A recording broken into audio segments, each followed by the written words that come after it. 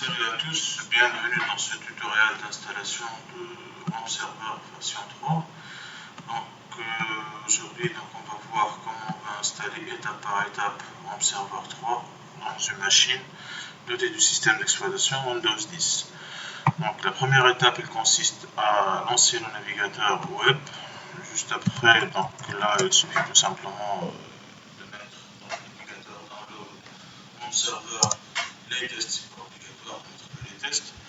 Et juste après, donc là on clique sur le lien qui porte l'URL www.homeserver.com. On attend que ça se charge. Donc normalement vous aurez ce skin là. Ça c'est mon serveur. Donc, il y a deux versions pour ce serveur. La version 32 bits pour les anciennes machines et la version 64 bits pour les nouvelles machines. Donc là, vu que mon système c'est un système 64 bits, donc là je vais procéder à l'installation et le téléchargement de la version 64. Donc là il suffit tout simplement de cliquer sur ce lien là, Download Directly.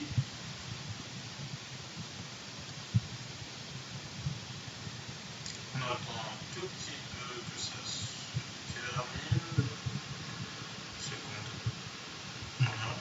Donc normalement vous devrez avoir soit le téléchargement en bas à gauche qui va être lancé pour Home Server 3.2, soit votre utilitaire de téléchargement donc, qui va être ouvert et il va vous afficher un look similaire à celui-là. Vu que je l'ai téléchargé déjà, donc ça ne sert à rien que je le retélécharge. Donc ça c'est mon serveur, en fait, Home Server 3.2.0, le fichier d'installation. Donc là il suffit tout simplement de lancer le fichier d'installation. Il va vous demander d'être exécuté en mode administrateur, vous lui accordez les droits. Alors, il suffit juste de prendre un tout petit peu, voilà. Donc vous choisissez la langue d'installation. Donc on va choisir français par exemple. Donc obligatoirement vous devez accepter la licence. Cliquez sur suivant. Ça c'est une étape qui est très importante et que la plupart des novices ils oublient. Donc ça c'est les prérequis relatifs à l'installation de Home Server. Il est à noter que la version 3.2.0 ne peut pas être installée directement, donc ce n'est pas une installation standalone. Elle a besoin de quelques bibliothèques qui devraient être installées dans votre système. Donc là il suffit tout simplement de les télécharger et là tout est ok. Normalement on devrait les trouver, voilà, dans ce site là, homeserver.viatechno.net. Donc là il y a tout le staff nécessaire et les trucs qui vont être installés par Home Server. Donc toutes ces bibliothèques là, elles devraient être téléchargées. Vous pouvez les télécharger en un seul clic avec ce lien là. Vous cliquez sur celui-là et là vous aurez en fait le navigateur qui vous demande de sauvegarder ou d'ouvrir ce que vous voulez. Donc là vous téléchargez, par la suite vous installez un par un. Vu que je l'ai téléchargé aussi, donc là ça sert à rien de le retélécharger. Donc là vous aurez normalement le fichier zip contenant toutes les bibliothèques qui devraient être installées avant l'exécution et le lancement de l'installation de Home Server. Donc là nous avons en fait l'ensemble des fichiers à l'intérieur de ce répertoire là. Donc si votre machine c'est 64 bits, il suffit juste d'installer les packages qui se terminent par x64. Vous les installez un par un en commençant par les plus anciens vers les plus récents. C'est pas obligatoire, mais à titre de précaution, on ne sait jamais, d'accord. Donc juste après, une fois que vous avez tout installé tout comme moi, donc là vous pouvez tout simplement vérifier si tout va bien à travers l'autre programme Check VC Registry list.exe. Donc là, on va l'installer pour le vérifier. Donc normalement,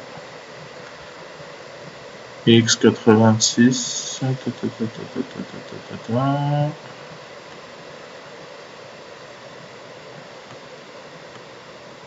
C'est pas grave, la version 86 n'est pas installée, mais ça va pas gêner vu que la version 64 elle est déjà présente. Donc là, il suffit tout simplement de continuer l'installation.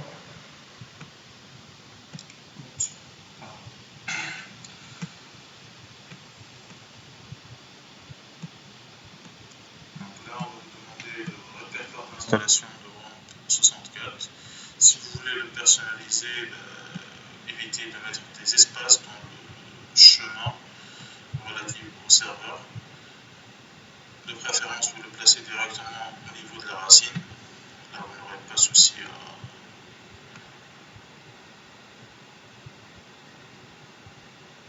Voilà. Donc là, vous pouvez choisir soit l'installation par défaut, soit l'installation personnalisée. Donc, pour l'installation par défaut, il contient pratiquement tous les éléments récents. Vous pouvez ajouter au fait le moteur de MySQL, c'est pas méchant. Et normalement, tout est lié, nous avons tout ce qu'il faut. On clique sur suivant. Suivant encore. Et là, on attend que notre programme d'installation termine ses tâches. À un moment bien donné, il va nous demander quels sont les programmes qu'on veut utiliser afin de pouvoir accéder aux différentes interfaces relatives à notre serveur. Donc là, je vais en profiter pour installer quelques programmes assez sympas. En particulier le Notepad++.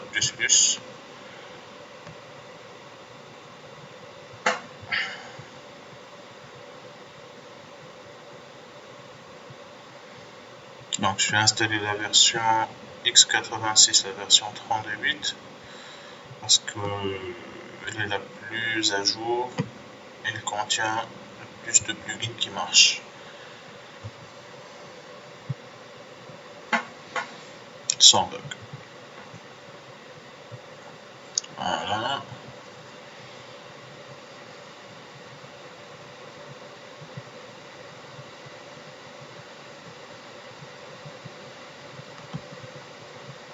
Lancer l'installation en parallèle.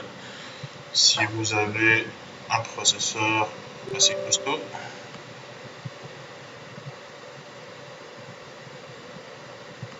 Voilà. Ok. Next, next, next.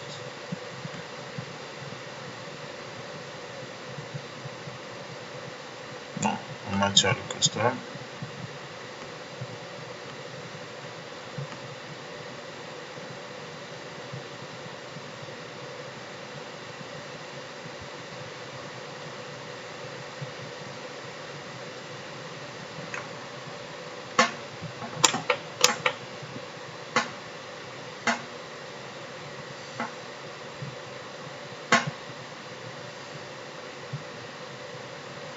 Voilà, ça c'est notre Notepad++.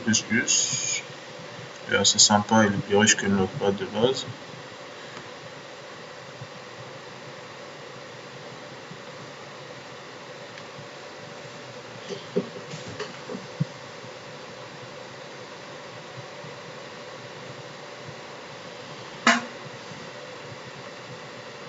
Donc là, on vous demande de choisir le navigateur par défaut. Je suis assez allergique à Internet Explorer, donc du coup, je vais choisir Google Chrome. Je sais pas où est-ce que je l'ai placé. Il n'est pas là. Ok, je présume que c'est dans des programmes 86. Chrome, application et Chrome. Pour le Notepad, je suis également allergique au Notepad relatif à Windows, donc je vais choisir en fait Notepad++. Voilà.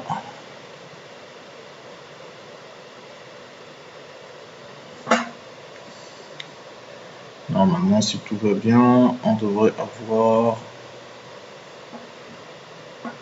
l'installation terminée en quelques instants.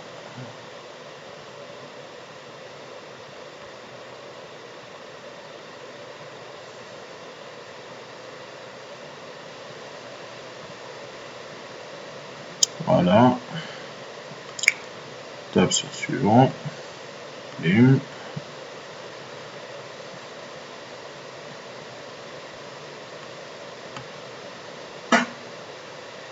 Bon, on est en train de bidouiller des trucs en arrière-plan. Je présume que c'est ça.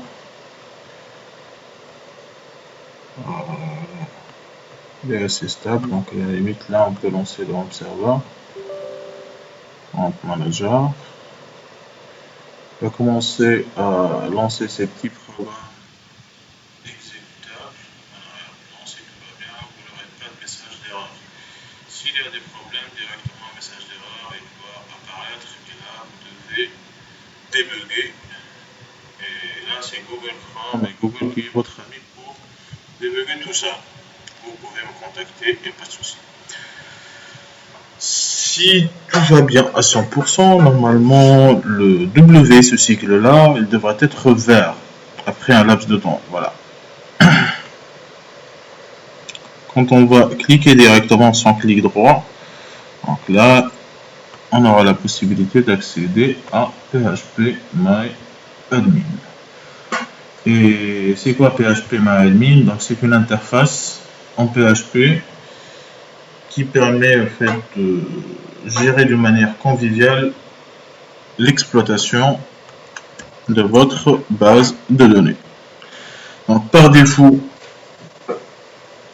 PHP-MyAdmin va vous créer un compte. Ce compte-là, il va porter en fait le nom, le username précisément root, et il n'aura pas de password. Donc là, il suffit juste de mettre root ici et de cliquer sur Go. Si tout va bien, normalement, on devrait avoir l'interface d'accès à notre base de données. Et la voilà.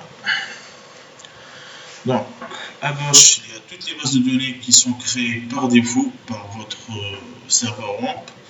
Donc là, vous pouvez créer une base de données, ici par exemple. Donc, vous spécifiez tout simplement le nom de la base et il va écrire le SQL ou la requête SQL pour vous. Donc là, par exemple, on va mettre une base de données nommée test. Non, parce que j'ai une autre base nommée test ici. Voilà.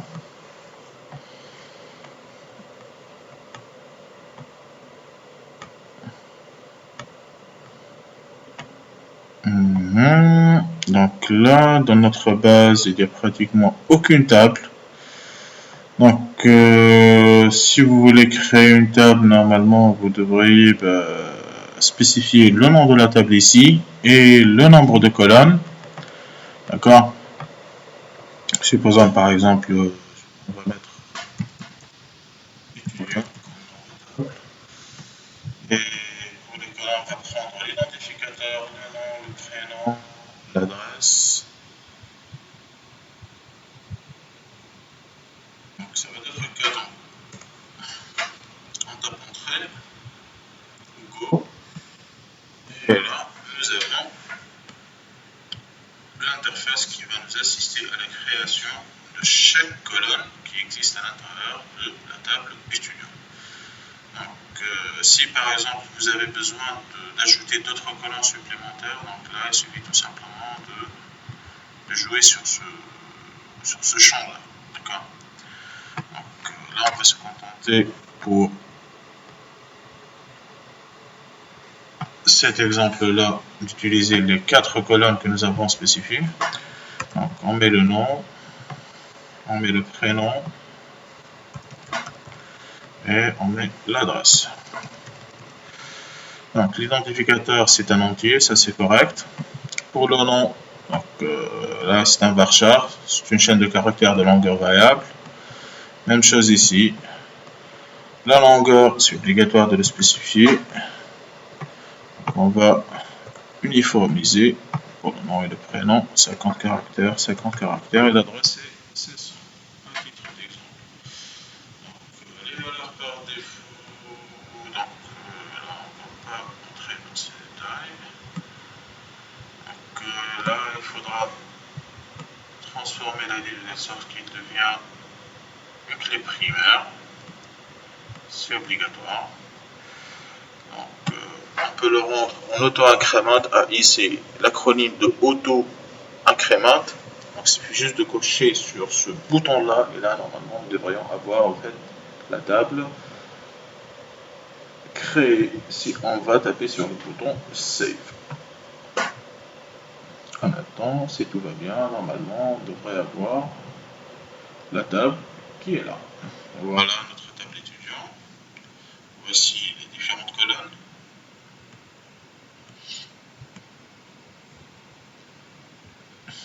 Donc le nom, le prénom, et ainsi de suite. Si on veut changer par exemple certaines propriétés relatives à un champ, il suffit juste de cliquer sur ce bouton-là. Si on veut supprimer une colonne ou un champ, donc là il suffit de cliquer sur le bouton drop.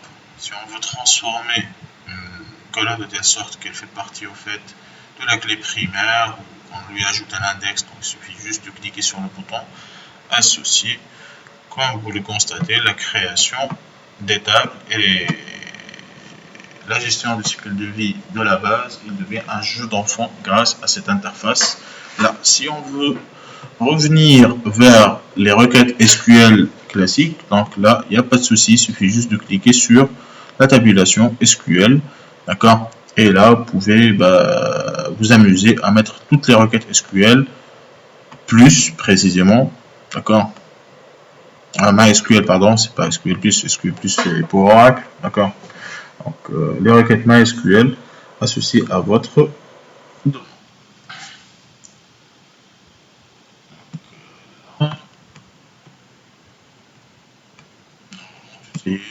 Merci pour votre attention. Donc, ça, c'est le designer. Donc, ça vous donnera la possibilité de visualiser à travers un graphique en fait, toutes les dépendances, les clés étrangères et les clés primaires, pratiquement. C'est très similaire au MLD que vous avez vu en cours. Merci pour votre attention et à la prochaine.